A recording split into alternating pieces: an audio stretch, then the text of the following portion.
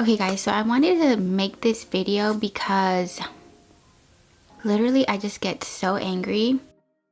You guys remember when back in 2016, or I don't know when, but it was just constant pushing of makeup products, and you know, you have the full drawers of makeup, the IKEA drawers, and it seemed like every week a new makeup product was coming out, and of course reviews, and then of course feeling like I needed to buy it. I would buy the product, come home, try it, and realize that the product was not for me, and that I honestly didn't get the hype after I tried it. And the second scenario was that if I did like the product, it was just like accumulation of so many things and just clutter. Just realizing, do I really need this much stuff? So that time period just made me change the way I think, and so now that I've had a baby again, I have that same thought process, and I see it and I get it. I was able to like step back and not feel the need to buy so many stuff.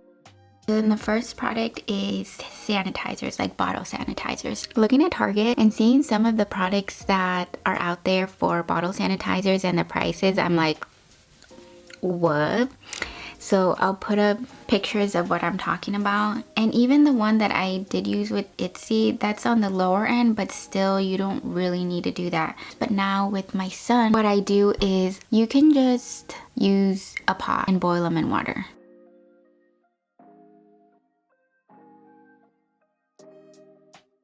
The second product I've never tried, so you guys can let me know, but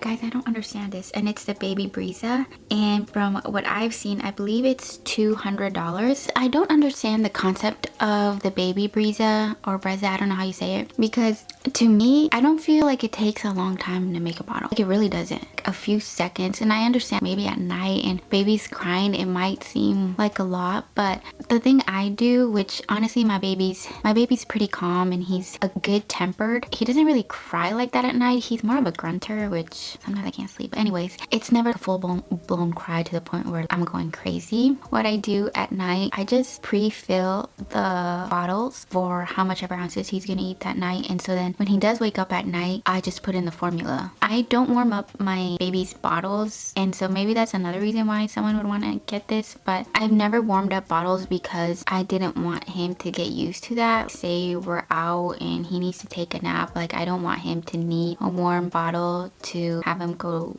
to sleep. Eric so wanted to get this, especially the first month. To be 100% with every parent, I pre-bought this for my baby when I was 7 months. No matter how many times you sanitize this and clean it within the week, it will clump up formula and let it sit at the formula funnel, causing bacteria to sit. Having to wash the funnel every 4 uses is annoying, as you have to let it air dry. If you put it in a bottle dryer, it will shrink. The drying process is 1 to 2 hours. Your machine is out of commission. Now what frustrates me is I can't get into the machine to clean tubes that dispenses water. What happens to the bacteria and water sitting there, since we can't clean it, goes directly into your bottle. The formula doesn't dispense enough and my baby is always screaming of hunger. I have switched to the old school way and issues were resolved. Another one says, waste of money, makes watered down bottles. We've double checked our formula setting and everything. I should have listened to the bad reviews on this machine before purchasing. Do yourself a favor and don't purchase. Just do it old school. It's honestly easier. That's just making things way too hard.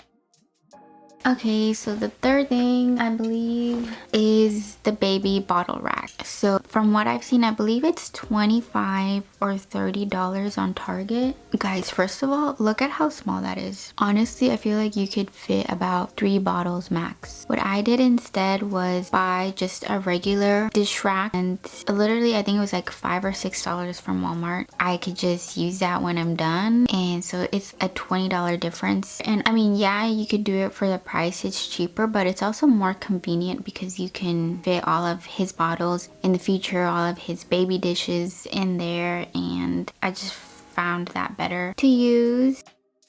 The fourth thing is a diaper pail. So this was one of the products that I was intrigued on buying just because diapers can be smelly. I thought I would need this and I would use it for a bigger span of time because they're in diapers in a bigger span of time versus some of the other things on the list. But then thinking about it, see, you could just use a regular trash can. The diaper Genie is $47, and honestly I just bought a small little trash can to make myself throw it out, because I know like when you're a mom it's like super busy and sometimes you don't have time, and hence the diaper Genie, just in case you do have the diapers in there for a long time and it's smelly or whatever. But the small one just makes me take it out more often. I don't know how to really categorize this because it's part of a broader concept. I just put the regular name brand swings, so like Fisher Price, Graco, versus something like the Mamaroo. The Mamaroo is $250 versus the Graco swing is $159, so about $100 difference. Just looking at it, I just knew. I wasn't even gonna try with that one. I just knew that it wasn't gonna work because of how little movement you can have with that. Just looking at the base, you know that it can't move that much just because of the way it's built. And I said it's part of a bigger concept because I don't know if it's the marketing, if it's a picture perfect Instagram stuff where as women we might feel the urge to have an aesthetic home and have neutral colored items, baby items, and similar to the Mamaroo, it's just like sleek and small and doesn't take as much space as the big swing. But honestly, I think we have to let go of the idea of things having to be picture perfect and more so what is a baby actually like and what to use your money on instead. I'm so glad that I didn't buy a lot of these stuff because the stuff that I did buy works great and my baby just loves it.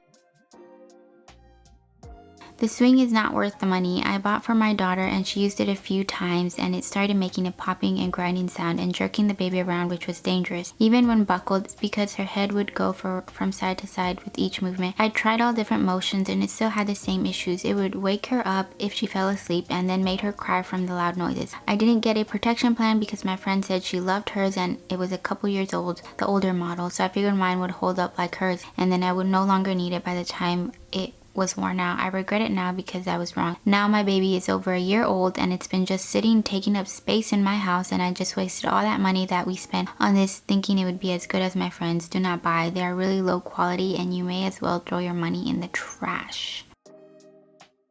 It was great to put together, common sense, but I don't know if the software or the motor all it does is jerk around one time every setting I put it on, which was a common thing I saw in the reviews. Swing operates too slow. Our infant cried because of the position and the slow speed as compared to our two-year-old Graco. Loud, head support is non-existent and uncomfortable for baby. So yeah, now you might be saying, well yeah, you're just reading all the bad reviews, but I sometimes question some of the reviews. Are they actually from real people? Because I know for Amazon sometimes they have problems with that, with not only counterfeit stuff, not very honest reviews. Going along with that same concept, the Snoo. The Snoo, it costs about $1,600 and you use it for how long? For about 6 months. I know you can rent it, but even then, I feel like that's still a lot. Okay, so I'm trying to read review. The bad reviews I've seen on it is one, that your baby could get accustomed to it, so then once you make that transition to a crib that it's a harder process because the baby always feels like they have to be constantly moving. Also, the size of the base was one thing I've read, so if you have a small space to begin with, then it takes up a lot of space. Be aware after your limited warranty is up. Unfortunately, we cannot recommend this product. One morning when my daughter was 2 months old, I woke up to the sound of her choking. I rushed over to her Snoo and found the swaddle strap of the Snoo sack up around her neck. I quickly unfastened this sack and took her a few minutes to catch her breath. This is unacceptable. I'm a first-time parent and this was a traumatic experience for me. Snoo review. While there are 5-star fake reviews, don't get fooled. This device can be very harmful for your baby and does not work as amazing as described. To me, I didn't want to spend the money on something that might work given the reviews and wanted to do the old school way. To me, I just didn't think it would be worth it, especially for that price point. And I understand some of these products, you know, they're geared for a certain income. So then I understand maybe some of these products don't apply for me. They never were intended for me.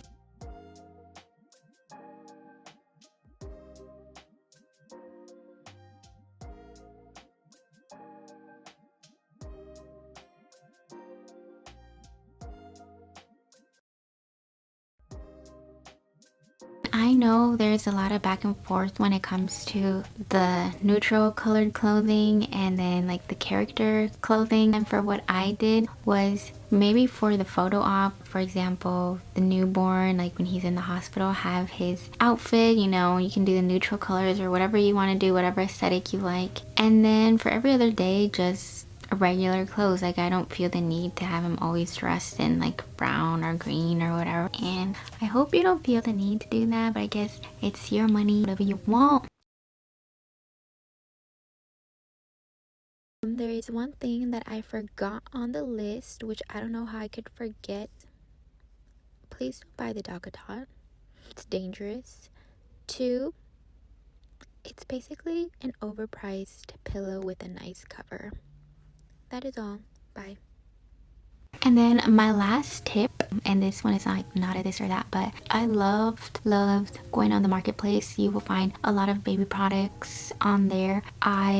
What I bought most from the marketplace was stuff that was easy to clean, so a lot of toys, like plastic toys where I could just take a Clorox wipe and wipe it down. I did buy some bottles that I could easily sterilize. However, I did have to get different nipples on them because they were like really worn out and a lot of milk would come out, and yeah, and then plus I think you have to change them anyways, like yeah.